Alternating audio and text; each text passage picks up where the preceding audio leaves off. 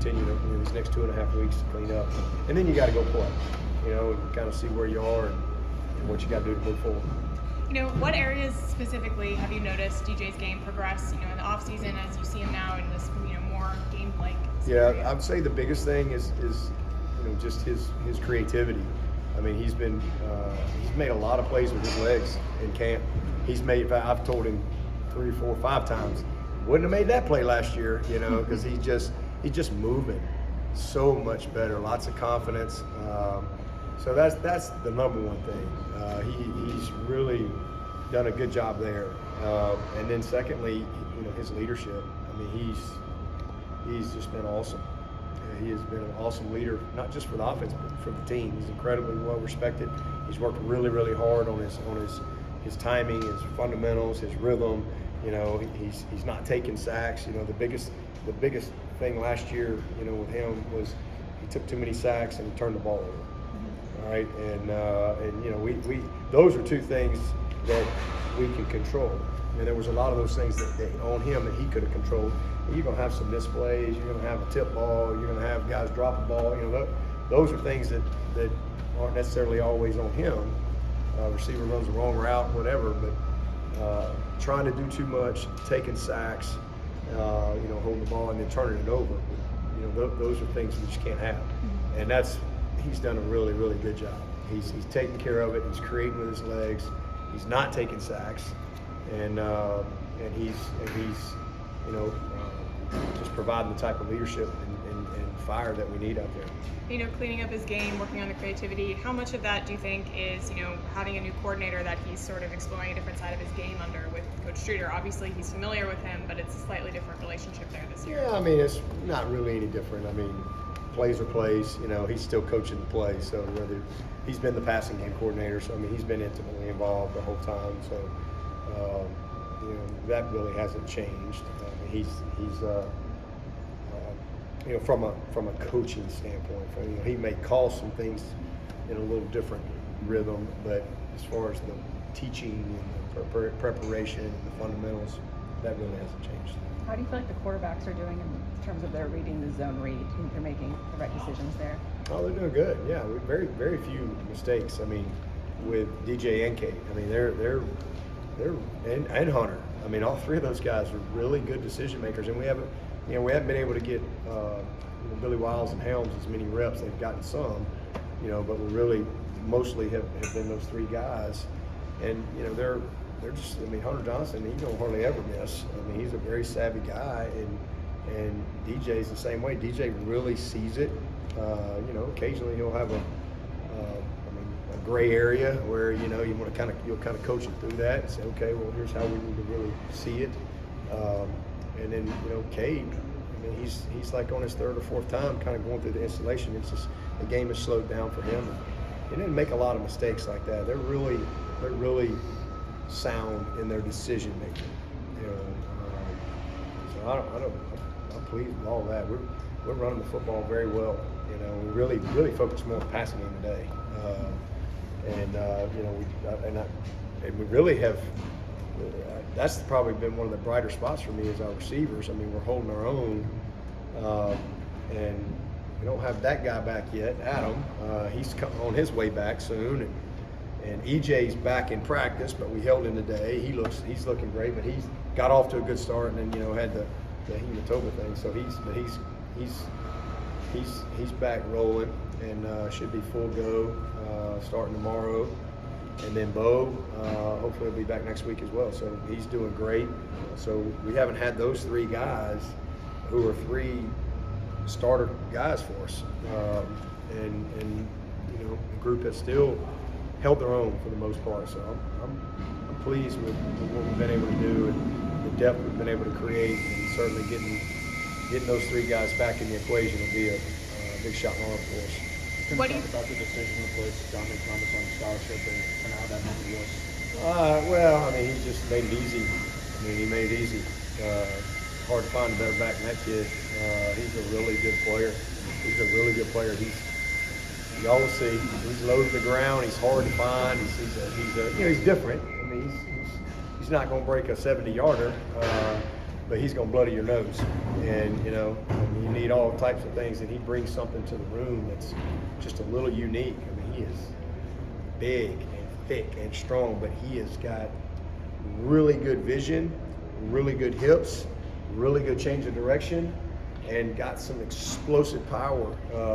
You know, I mean, he's just got a great feel for the game. He finds the soft spot, and then he dents it. You know, so he's a good addition for us, and an awesome kid, and so certainly deserved it. What are the specifics of the Xavier Thomas injuries? You can elaborate on that? Yeah, he just got a foot injury, and you know, he'll be back. Hopefully, I don't see him missing a whole lot of time, but he's certainly going to miss Georgia Tech, and we'll go from there. But he's doing good. He's fired up yesterday, ready to go. So we had a great camp, and you know, he's going to have a great year. Just a little setback for him. That's all. Will Cade play early and try to get him some experience, or will DJ stay out there? No, DJ's the starter for sure, and you know, this is a you know, this is where we are. So I mean, obviously he's got to go play well. You know, he's got to just like anybody else, you got to go play well. But you know, we certainly hope to get Cade as much opportunity as we can. That's something that we need to do, just like we wanted to get DJ in as much as we could, as often as we could. You know, Trevor's last year. You know, DJ's going to graduate in December. And, you know, he's got big goals and aspirations, and he knows what he's got to do. And so he's just got to go do it. But hopefully we'll be able to get Cade as much opportunity as we can. You know, but you know, DJ's the starter. He's earned that, and you know, it's up to him to continue to earn it every week. Obviously, you're deeply familiar with both your new offensive coordinator and defensive coordinator, and you know, I don't know if there's some value you see in hiring from within and promoting from within, but you know, what's been different about working with them instead of, you know, Brent and Tony this last year? Well, they're just different personalities. First of all, I mean, you know, just like when I hired Tony to take Chad Morris's place. Those of you who knew Chad, obviously very different. So, you know, but I have relationships with all those guys, and I think it's great to be able to hire from within if it's feasible, you know, if it's the right fit and the right timing and the right, you know, need. And that's the case that we had here. So, you know, Streeter, I mean, we're lucky Streeter's still here. I mean, he's turned down a bunch of jobs. He's turned down SEC coordinator jobs, and he turned one down last year. And he's turned down NFL jobs. And you know, he loves it here. He played here, and he knew Tony eventually would get an opportunity, and he really wanted to be the coordinator here. And but that's why we promoted him and made him passing game coordinator, and he's did a great job in that role. He coached Deshaun 2 years. He coached Trevor all 3 years. Recruited him. Recruited DJ. Recruited Cade. I mean, he's done a phenomenal job. So he deserved it. And so it's just that simple. And you know, again, it's not always the case. And when I hired Brent, you know, I didn't have a guy at the time that I felt like was ready to do it. And so this particular time, 10 years later, I had a guy. And so, you know, that's great when it works out that way. But you know, it's been fun. Those guys have been awesome, and we've got a great staff. And, you know, but with Nick, you know, even though he's brought him from the outside, I've never worked with Nick. But he's just awesome at what he does. It's just a bonus that he went to Clemson. So you know, and then same thing with Kyle. I hired Kyle to eventually get him on the field, and I just haven't ever had an opportunity really to get him on the field yet. So it worked out really good to be able to put him on the field as well. It's been fun to watch him, you know, take that next step that he's been hoping for. What's been the progression of the tight end group from the start of fall camp to like these scrimmages now? Yeah, they've been really good. I mean, Davis Allen he's just a solid oak tree, man. I mean, steady. I mean, he's a pro. I mean, he's the epitome of a pro, and how he handles himself, you know, his commitment, his toughness. I mean, everything about it. So I'm really pleased with him. Brenny's been awesome. This has been by far the best patch of Brenny that we've had. He's the best Brenning stool that he's been since he got here. You know, last year he was like a dang 2-year-old lab running around out there, you know, crazy, and just, you know, wide open, 100 miles an hour, super talented, and then, you know, had to get bigger, had to get stronger, had a lot to learn, and then did some good things. I thought he finished well in the spring, and I think he carried that momentum into the summer. But he's had a really good camp. I mean, he's a really talented player, and he's done some really good things. So I feel great. Sage is kind of the same, man. As Dave, just very steady, you know, tough, gritty. You know, it's a good group. And then, you know, nobody ever talks about Luke Price, but Luke Price has really made himself a good player. I mean, he's a guy that, man, it's short yardage and goal line. You want Luke Price in the game. I mean, he brings a lot of grit and toughness and incredible football IQ. I mean, this guy really knows the game and has worked really hard on all the aspects of playing tight end. So it's a good group. And then I'm gonna tell you, Josh Sapp, man, we hit a home run getting that kid. We're lucky to have him. He is a really good player.